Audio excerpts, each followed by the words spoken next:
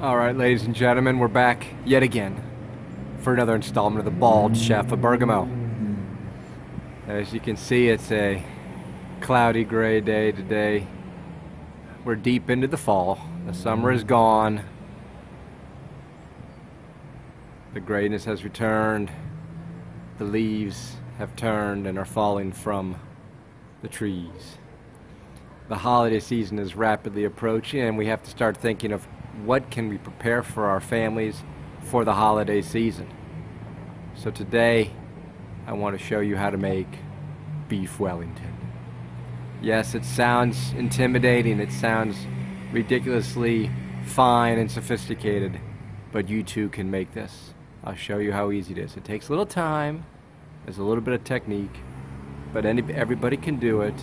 You can too. Hotties, good treats. Bald Chef of Bergamo. Let's go check. So here we are. I've got about 2 pounds of a beef fillet. This is actually probably a tenderloin. I've seasoned it with some pepper and a little bit of salt, as you can see. I've got 1 red onion diced fine, and I've got about 1.5 pounds of portobello mushrooms that I've diced really fine. I'll dice that last one up.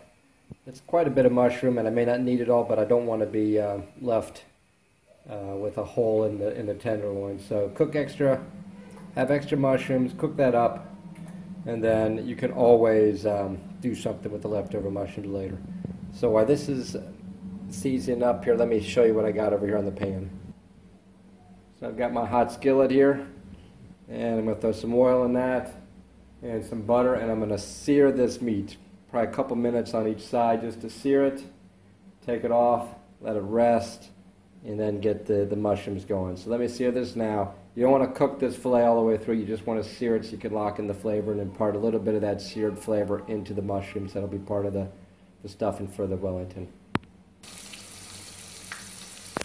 There. So I'm searing the meat now, and as you can see, I'm tilting the pan to kind of get coated on multiple sides. If you just have it flat, you're only going to cook the one side. I can cook multiple sides, get a good sear on this. Just going to cook it for a couple minutes and then set it to the side. Let those flavors be part of this nice, good cast iron skillet. That'll help put some more flavor into the mushrooms when I'm ready. So let's just see what it looks like when I get the mushrooms in there. So I've seared the meat, I've taken it off, and then I coated it with about 2 tablespoons of a Dijon mustard. And then I'll just let this cool for a bit. Then I'm going to add the mushrooms to the pan with about half of a red onion. And I want that to cook down. As you saw before, there's a lot of mushrooms, but they will cook down. They'll get, the water will release, and what you want to do is you want to get as much liquid out of those mushrooms as possible, because you don't want that liquid to make the dough soggy when you're baking the Wellington. So we'll start putting the onions in and then the mushrooms, and you see how that cooks down. So that about half of red onion has been cooking in there about a minute, starting to get very translucent and cooked down. Now I'm going to add the mushrooms, a little bit of salt and pepper, and a pinch of thyme. Kind of help season the mushrooms. So I'm going to give you a before and after view of this. So this pan is full to the brim with the portobello mushrooms and onions. I'll cook this down for a few minutes, and you'll see what it looks like after we've released all the water. It's just been a couple minutes here with these mushrooms, and as you can see, there's a lot of liquid being given off by the portobellos here. So I got a few more minutes to go, and we want to get all that liquid out of there so that we can get the flavor with the stuffing, but none of the sogginess, and let that pasta cook properly. You all right there, Celeste? Don't you worry, Celeste. Beef Wellington's on its way. So there we go. We got those mushrooms cooked down nicely. They've reduced probably a third, maybe in a quarter of what they were. So got all that liquid out of there. That's right, Mickey. Beef Wellington is on its way, buddy. So let me pull this off the pan. Let me start laying out some prosciutto crudo, prosciutto di Parma. I'll show you how to do that. Lay the stuffing on top, and then we'll start rolling in. So I've laid out some prosciutto crudo, prosciutto di Parma. About 10 slices, very thin. I know it's expensive, but you only need a few slices, and this is going to help lock in the flavor and help roll the mushrooms into the as the stuffing for the Wellington. So I'm going to spoon on some of the mushrooms, then we'll roll this up and stick it in the refrigerator. Let me show you how we played out or put on the mushrooms there on top of this prosciutto. So I've placed in the fillet there, and I'm going to roll this, pull it tight, roll it and pull it tight, and then wrap some more plastic wrap around it, then put it in the refrigerator for about 15 minutes. Just let it chill a little bit while I get the pasta ready. So I've taken the beef and the stuffing with prosciutto out of the oven, out of the refrigerator, I should say. Placed it on this puff pastry.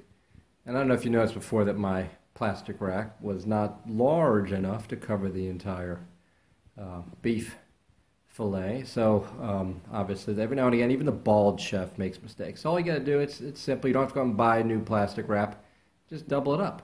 Put them side by side like I've done here. And what I've done here is I've got that puff pastry out there. I'm going to roll this up, put it in the fridge until it's ready to cook. And then I'll baste, put a little egg wash on it before we put it in the oven. But let's roll this up. I'll show you what it looks like rolled up properly, and then throw it in the oven until we want to get ready to eat. Well, you recall when I said if you have too much mushrooms, it's okay, because I've got some leftover pasta, puff pastry. So I've had just a little bit of breadcrumbs, some Parmesan Reggiano cheese, a little salt and pepper. I'm going to sort of put it up here and make a little reverse stuffed mushroom, if you know what I mean. And I'll put that in the oven when I'm cooking, or midway through when I'm cooking the beef Wellington. So nothing goes to waste. Use it. If you have extra stuff, it's always better because you don't want to be left with too little stuffing. So I've taken it out of the refrigerator. I put a little egg wash on it, a couple sprinkles of some rock salt, so large salt to give it a little flavor, and this egg wash should make it give a little color to it when it's in the oven. So I'm going to put it in the oven for about 40 to 45 minutes at 210 degrees C. Let's see what we can do here. Okay, this is perfect. Just took it out of the oven. Now, whatever you do, do not cut it immediately. Never cut a roast or steak, or never eat a hamburger right out of the grill. You got to let it condition, let it settle for at least 5 minutes, maybe 10 minutes. We'll slice it, and then we'll put it on the plate, and you'll see what it looks like inside. Again, here we are, the final plating of the beef Wellington, perfectly done, pink in the middle. Buon appetito, hot eats, good treats. Bald Chef of Bergamo. Buon appetito.